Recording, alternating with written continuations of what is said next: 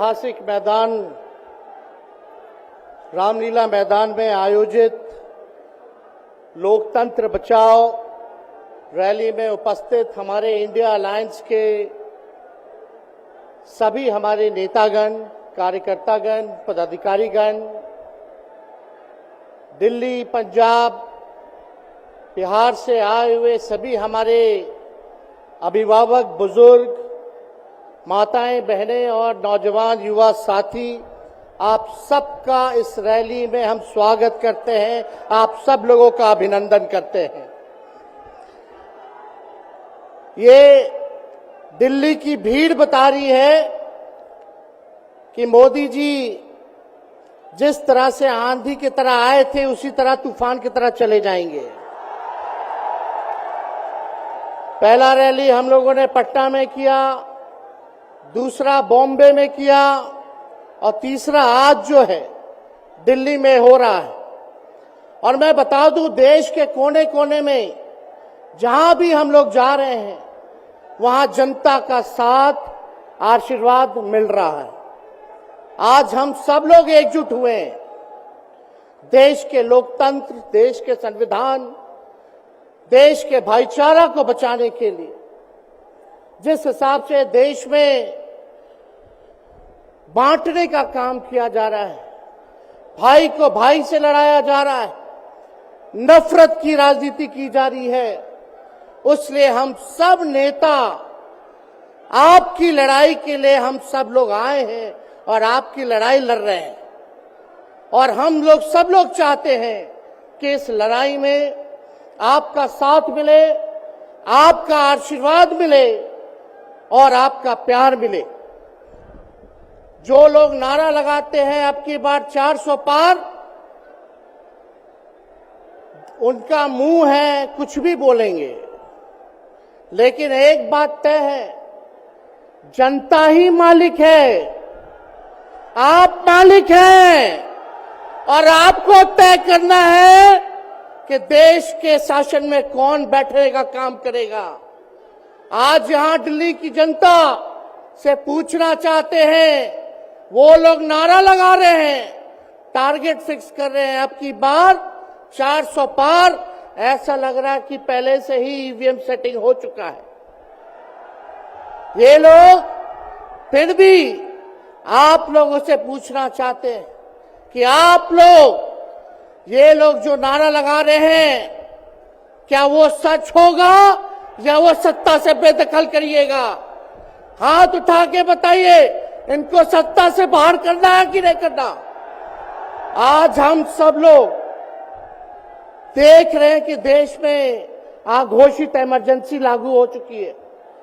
देश में सत्ता में जो लोग बैठे हैं तानाशाह रवैया अपनाने का काम कर रहे हैं, घमंडी हो गए हैं लोग। और आज हम लोग किसी को गाली देने नहीं आ रहे, लेकिन जो आंख से देख रहे हैं वो बताने आ रहे हैं, जो महसूस कर रहे हैं वो बताने आए हैं।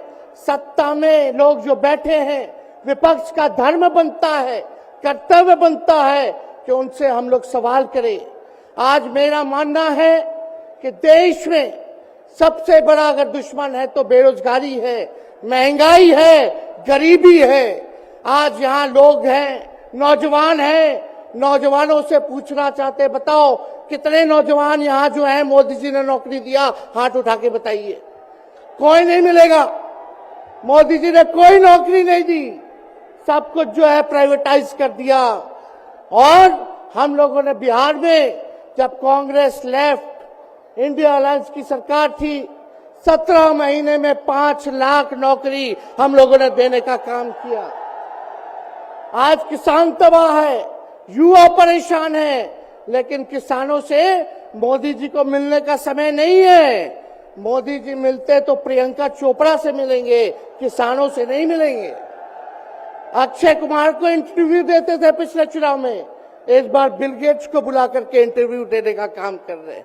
लेकिन किसानों की समस्या कैसे हल होगी ये नहीं बता रहे। किसानों से उन्होंने पिछले चुनाव में वादा किया था कि उनका आय दुगुना करेंगे।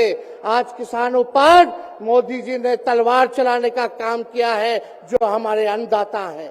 इसलिए आप सब लोग हम लोग जब आवाज उठाते हैं तब मोदी जी और उनकी जो सेल है पार्टी की, उस पार्टी का सेल में कौन है?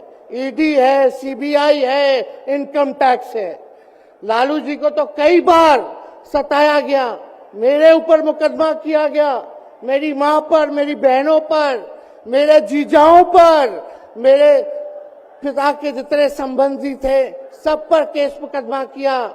अभी बिहार चले जाइए, कई हमारे नेताओं पे छापेमारी चल रही है, कई जगह ईटी का रेड चल रहा है, आईटी का रेड चल रहा है, लेकिन हम लोग घबराने वाले लोग नहीं। आज देश में जिस हिसाब से हेमंत सोरेन जी को और अरविंद केजरीवाल को गिरफ्तार करने का काम इन बीजेपी के लोगों ने किया है, तो उनको हम बता दें कि इनके गीदड़ भपकी से हम लोग डरने वाले नहीं हैं। हम लोग संघर्ष करने वाले लोग हैं, और पिंजरे में तो शेर ही को कैद किया जाता है। सब लोग शेर हैं, आप लोगों ने ताकत दिया है, आपकी लड़ाई हम लोग लड़ रहे हैं। कंस राज आप लोगों ने देखा होगा, जब कंस को किसी से तकलीफ होती थी, डर लगता था, तब जेल में लोगों को बंद कर दिया जाता था। लेकिन जेल जाने से यहां कोई डरने वाला नहीं है। कितने लोगों को जेल भेजोगे? लेकिन जब जनता जब जवाब देगी, जब वोट का चोट दीजिएगा, तो मोदी जी हाथ मलने का काम करेंगे, सत्ता से बेदखल हो जाएंगे। इसलिए ये अपनी ताकत को पहचानिएगा। सब लोग चुनाव के समय आप सब लोग पोल कीजिएगा, वोट दीजिएगा, लोगों को भी वोट दिलाने का काम कीजिएगा। बीजेपी के लोग झूठ बोलने वाले लोग हैं। ये लोग यूरिया को भी चीनी बना देते हैं, ये लोग गोबर को भी हलवा दे करके परोस देते हैं, ये लोग आंख फोड़ करके चश्मा दे देंगे और फिर बोलेंगे देखो हमने चश्मा दिया। ये झूठी पार्टी है, इसलिए इन पे विश्वास मत कीजिएगा। मोदी जी कहते हैं कि उनका गारंटी मजबूत गारंटी है, गारंटी की बात करते हैं। हम बोलते हैं मोदी जी की गारंटी वैसे ही गारंटी है जैसे चाइनीज माल होता है, 2-4 बार इस्तेमाल करोगे और वो गारंटी जो है खत्म हो जाता है, टूट जाता है, खराब हो जाता है। तो जब तक चुनाव है तब तक ही मोदी जी की गारंटी है, बाकी कुछ नहीं।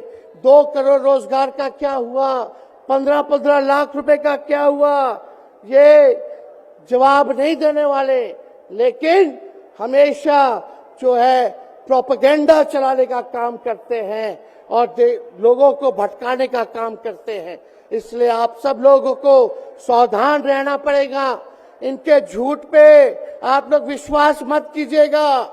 और हम सब लोगों ने आज तस्वीर देखा, आज तस्वीर क्या देखा कि आज महामहिम राष्ट्रपति जी अडवाणी जी को भारत रत्न देकर के सम्मानित कर रही थी। मोदी जी अडवाणी जी के बगल में बैठे हुए हैं, राष्ट्रपति खड़ा होकर के सम्मानित कर रहे हैं, लेकिन मोदी जी खड़ा भी नहीं हुए राष्ट्रपति के सम्मान में, खड़ा भी नहीं हुए। इससे पहले भी हम लोगों ने तस्वीर देखी कि राष्ट्रपति पीछे पीछे चल रही है, मोदी जी आगे आगे चल रहे हैं। ये हम आप सब लोगों को बताना चाहते हैं कि इनका संविधान पे कोई विश्वास नहीं है। ये लोग नागपुरिया कानून को लागू करना चाहते हैं, आरएसएस के एजेंडे को लागू करना चाहते हैं। इसलिए ज्यादा कुछ ना कहते हुए एक आंकड़ा हम जरूर बताना चाहेंगे। देश में इंटरनेशनल लेबर ऑर्गेनाइजेशन ने सर्वे किया है, उसमें आंकड़े हैं कि आज देश में बेरोजगारों में से 83% युवा है। पढ़े लिखे युवाओं में बेरोजगारी लगभग 65% है। ग्रामीण क्षेत्रों में सिर्फ 17.5% युवाओं के पास ही काम है। यानी भारत की आत्मा गांव में 82% युवा आज बेरोजगार हैं और मोदी जी इसके बारे में कोई काम नहीं किया। आप एक बार विश्वास कीजिएगा, अगर इंडिया सरकार की अलायंस की सरकार बनती है तो नौजवानों को हम लोग नौकरी देने का काम करेंगे, बेरोजगारी को दूर करेंगे और जाते जाते बहुत सारे नेताओं को बोलना है, लेकिन एक अंत हम करेंगे एक गाने के साथ।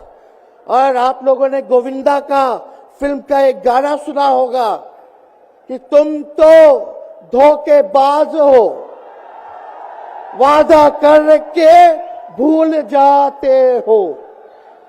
रोज रोज मोदी जी तुम ऐसा करोगे, रोज रोज मोदी जी तुम ऐसा करोगे, जनता जो रूठ गई तो हाथ मलोगे। अरे तुम तो धोखेबाज हो, वादा करके भाग जाते हो। तो आप सब लोगों को बहुत बहुत धन्यवाद। आप सब लोगों का आशीर्वाद मिले और हम सभी लोगों जो है आज मिसेस केजरीवाल और हमारी बहन कल्पना जी के साथ हम लोग जो है मजबूती के साथ खड़े हैं और इस लड़ाई को लड़ेंगे और जीतेंगे। बहुत बहुत धन्यवाद। जय हिंद। बहुत बहुत धन्यवाद।